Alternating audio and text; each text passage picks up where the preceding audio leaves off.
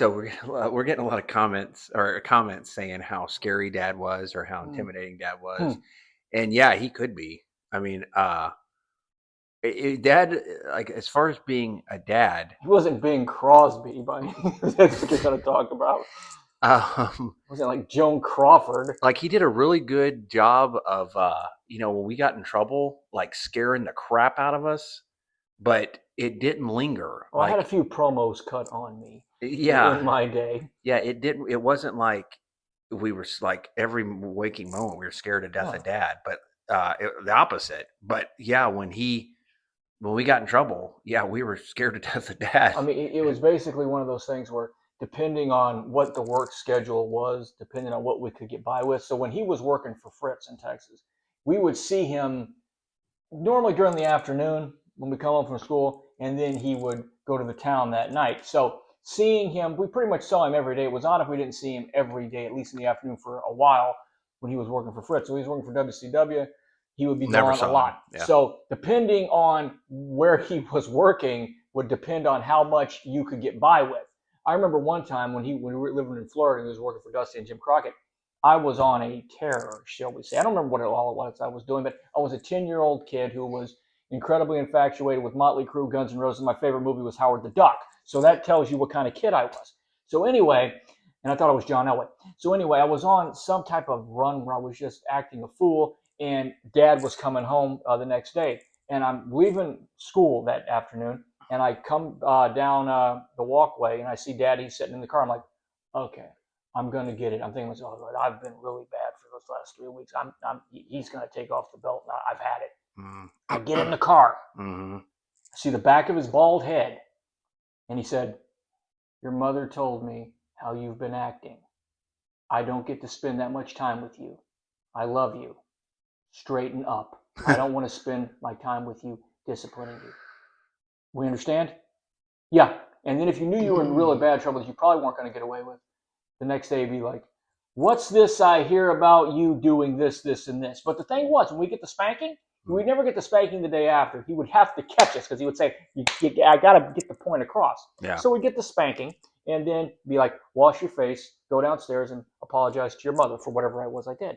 And then after that, it'd be like, hey, sport, it was over with. He made the point and it was over with. That's funny you brought up in Florida. I didn't know that story, but I remember it was the first report card I got in Florida. Oh, yeah, I remember that one. I framed it. Yeah, I was in fourth grade, and I think I got like 4 Fs. Five Fs. And I remember Dad, he had just come off the road, and yeah, he was picking me up at school. And I remember, because I just got the report card like the day before, or I was like, I knew he knew. Like Mom had let me know that Dad knew. And I remember walking to the car, and I don't know, in my mind, it's like maybe I didn't know he was going to pick us up, but I'm walking to the car and I see Dad. I was like, crap. And I kind of like I remember kind of like wanting to turn around, like, where am I going to go? Yeah. And I got in the car and I thought, Dad, I don't remember what he said, but yeah, I think it was the same thing. I didn't get in trouble. Now, the only way we would for sure get a spanking, for sure, lying.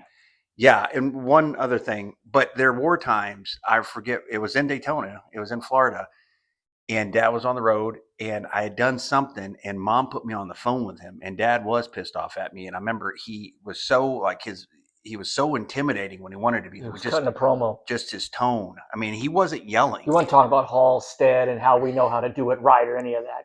Yeah, he was just very calm and matter of fact, like, I think, and he was just on the phone with me and made me cry over the phone. Like, and like, whatever I was doing, I remember I quit. Like, he could, yeah, but yeah. Anyways. Then there were times where it wasn't like, where sometimes where if he would bring work home with him, when you go to the matches with him or you take him to the airport, he would just like be behind the steering wheel like this, and he had his hand up like this, and just be breathing through his nose. Like, okay, Dad and Fritz are having difficulty right now. So, but no, he was. I mean, and then we have the sample punishment. It's like, okay, you can get one whack now or 2 later, depending on how my luck was running. I would normally take the one, and then it would be over with. But he was a loving father, the greatest father that there was. But there were rules, but he wasn't a pushover either. I mean, it was a loving environment. Once you had the spanking, it was over with. But sometimes you would You would do something you thought you were going to get spanking for, and you didn't get it. And then if you lied about something, then you would get it. Then one time I knew I was about to get one. I said, I've never lied to you before. I'm telling you the truth. He went, okay. And that was it. So there were rules, but you wasn't a pushover. But there were rules, but there wasn't anarchy either. You knew how far you could go. Sometimes I would take it a little too far because that's just how I am. I mean, look who raised me. Of course, I'm going to take it too far.